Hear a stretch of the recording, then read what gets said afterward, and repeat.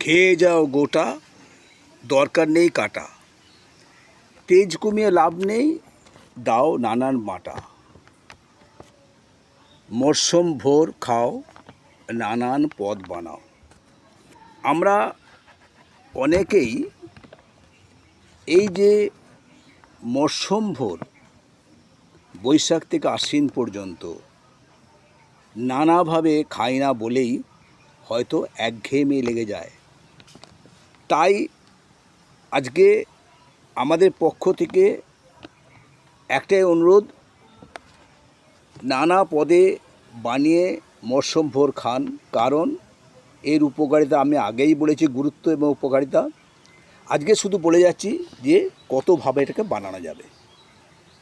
জিরে পটল, পনির পটল, কাজু পটল, দই পটল, মেথি পটল, ছানা দিয়ে পটল, কিমা দিয়ে পটল, তিল দিয়ে তিল বাটা দিয়ে পটল, অনিয়ন অর্থাৎ পেঁয়াজ দিয়ে পটল, চাইনিজ পটল, ক্যাপসি পটল, আচারি পটল, পটলের চিকেন পুটলি, পটল পোনা কারি, পটল বাহার, পটল পোস্ত, পটলের দোলমা। এ তো আমরা জানি, সবাই করি মোটামুটি, নানা ধরনের দোলমা হয়।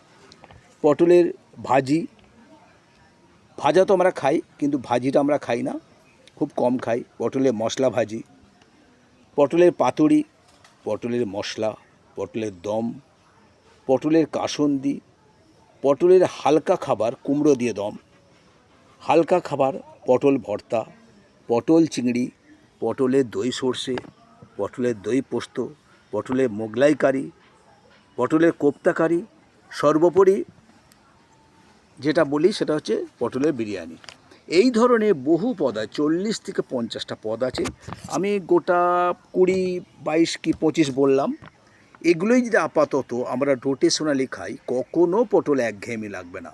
কারণ আমাকে অনেক বন্ধু বা যারা পরিচিত লোক তারা বলে কি পটল খাবো, তো একঘেয়েমি কখনোই আসে না যদি একে বিভিন্নভাবে বানানো যায়, বিভিন্ন পদে বানানো যায়।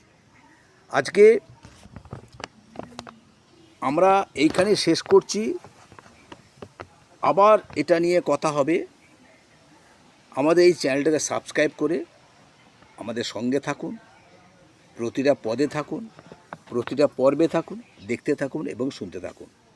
আপনাদের সকলের সুস্থতা কামনা করে এখানেই শেষ করছি।